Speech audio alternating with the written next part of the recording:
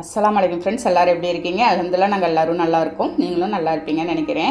நான் இன்றைக்கி வீடியோவில் என்ன செய்ய போகிறேன் அப்படின்னா, மரவள்ளிக்கிழங்கு வச்சு நல்ல ஒரு சூப்பரான ஒரு ஹெல்த்தான ஈவினிங் ஸ்நாக்ஸ் ரெசிபி தாங்க செய்ய போகிறேன். இப்போ வாங்க இது எப்படி செய்யலான்னு பார்க்கலாம். வீடியோக்குள்ளே போகிறது முன்னாடி அப்படியே நம்ம சேனல் மும்தாஜ் கிச்சனை சப்ஸ்கிரைப் பண்ணிவிட்டு அப்படியே பக்கத்தில் இருக்க பெல் ஐக்கானை கிளிக் பண்ணிவிடுங்க. அப்போ தான் நான் போகிற வீடியோ உங்களுக்கு உடனே வந்து சேருங்க. ஒரு மீடியம் சைஸ் மரவள்ளிக்கிழங்கை நான் வந்து அதுக்கு எடுத்திருக்கேன். இது ரெண்டாக நம்ம வந்து கட் பண்ணி தோலை எல்லாத்தையும் நம்ம வந்து ரிமூவ் பண்ணி எடுத்துடலாம். அவ்வளோது ஒரு சூப்பரான டேஸ்ட்டில் இருக்குங்க. நீங்கள் குழந்தைங்க ஸ்கூல் விட்டு வந்தால் கூட நீங்கள் இந்த ஸ்நாக்ஸ் ரெசிபி செஞ்சு கொடுக்கலாம். செஞ்ச உடனே சூடாக அவ்வளோதும் காலி ஆகிடுங்க. நான் எல்லாத்தையும் ஒரு கேரட் சீவிர கட்டையால் எல்லாத்தையும் நான் வந்து சீவி எடுத்துகிட்டு போகிறேன். பாருங்கள், இந்த மாதிரி சீவிட்டு நடுவில் அந்த நார் கட்டையெல்லாம் இருக்கும், அதெல்லாம் நீங்கள் வந்து சீவாதீங்க. இதெல்லாம் எடுத்து நம்ம போட்டுற வேண்டியது தான். பாருங்கள், இந்த மாதிரி நல்லா நெய்ஸாக சீவிக்கோங்க. இதை சீவிட்டு இப்போ என்ன செய்ய போகிறோன்னா, ஒரு மிக்ஸி ஜாரில் நம்ம வந்து சேர்த்துடலாங்க. சேர்த்துட்டு நம்ம தண்ணி எதுவுமே காட்ட தேவையில்லை. இதில் நல்ல ஒரு 2 பல்ஸ் விட்டு நம்ம வந்து எடுத்துக்கலாம். கொஞ்சம் தெரியாக இருந்தால் பரவாயில்ல, ரொம்ப நைஸாகவும் குழன்னு நீங்கள் வந்து ஓட்டிடாதீங்க. பாருங்கள், இந்த அளவுக்கு வந்து ஒரு மிக்சிங் பவுலில் நான் வந்து சேர்த்துட்றேன். அது இப்போ சேர்த்துட்டு அதோட ஒரு 1/2 கப்பு இருக்குங்க துருவிய தேங்காய் நான் வந்து சேர்த்துருக்கேன். அதே கப்பால் 1 கப்பு நான் வந்து ஃப்ரெஷ்ஷான இட்லி மாவு சேர்த்துருக்கேன். ரொம்ப புளிச்சிடக்கூடாதுங்க மாவு. ஒரு 4 ஏலக்காய் தூள் பண்ணதை அதோடு சேர்த்துட்டு ஒரு 1/2 கப்பு ஒயிட் சுகர் சேர்த்துருக்கேன். நான் வந்து ஒயிட் சுகர் சேர்த்துருக்கேன். உங்கள்கிட்ட நாட்டு சக்கரை வெல்லம் எது இருந்தாலும் நீங்கள் வந்து சேர்த்துக்கலாம். பாருங்கள், நல்லா அந்த மரவள்ளிக்கிழங்கோட நல்லா மிக்ஸ் பண்ணி விட்டுடலாம். நம்ம பாருங்கள், நீங்கள் தண்ணிலாம் எதுவுமே காட்டக்கூடாது. அதில் இருக்க தண்ணியே நமக்கு போதும். அந்த சர்க்கரை போட்டவுடனே நமக்கு கொஞ்சம் விலகல் கொடுக்கும்.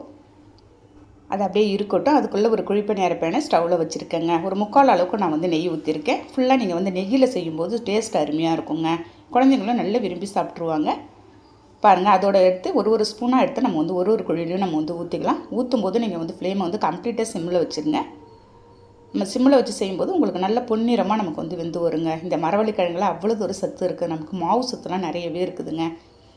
உங்களுக்கு உடல் எடையை கூட உங்களுக்கு வந்து அதிகரிக்கும். இது ரொம்ப ஒல்லியாக இருக்கிறவங்க கூட இதை வந்து நீங்கள் வந்து சாப்பிட்லாம். மீடியமாக நமக்கு வந்து நல்ல ஒரு சத்து தாங்க இது, மாவு சத்து. பாருங்கள், எல்லாமே ஆப்போசிட் சைடும் நான் வந்து அப்படியே திருப்பி போட்டுடுறேன். நம்ம நெய் இந்த மாதிரி கொஞ்சம் கூடுதலாகவே ஊற்றி செய்யும்போது உங்களுக்கு கொஞ்சம் கூட ஒட்டாது. சரியாக நம்ம எடுக்கிறதும் கரெக்டாக வரும்.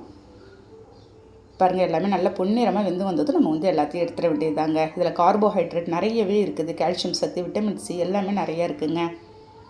நம்ம ஒரு ஈவினிங் டைம்லையோ இல்லாட்டி ஒரு பிரேக்ஃபாஸ்ட்டாக கூட நீங்கள் இதை வந்து செஞ்சு சாப்பிட்லாம். ஒரு டிஃபனோட அப்படியே அது ஸ்வீட் கால்த்தா மாதிரி அவ்வளோது ஒரு சூப்பரான டேஸ்ட்டில் இருக்கும். நம்ம வந்து ரத்த சிவப்பணுக்களுக்குள்ளே உங்களுக்கு வந்து கண்ட்ரோல் பண்ணுங்க. இது இந்த மரவள்ளிக்கிழங்குல சுக்ரோஸோட அளவே நிறைய இருக்குது நமக்கு. பாருங்கள், எல்லாத்தையும் பொன்னிறமாக அதே மாதிரியே நான் வந்து பொரித்து எடுத்துகிட்டு இருக்கிற பேட்சும் அதே மாதிரி ஒன்று ஊற்றி எடுத்துகிட்டு போகிறேங்க. நான் வந்து இதை வந்து ஒரு ஈவினிங் டைம் ஸ்நாக்ஸ் ரெசிபியாக நான் வந்து இதை செஞ்சுருக்கேன். பாருங்கள், கையில் எடுக்கும்போதே அவ்வளோது ஒரு மொறுமொறுன்னு கிறிஸ்பியாகவும் இருந்துச்சு. உள்ளெல்லாம் சொல்லவே தேவையில்ல, அவ்வளோது ஒரு சாஃப்டாகவும் டேஸ்ட்டும் அருமையாக இருந்துச்சுங்க.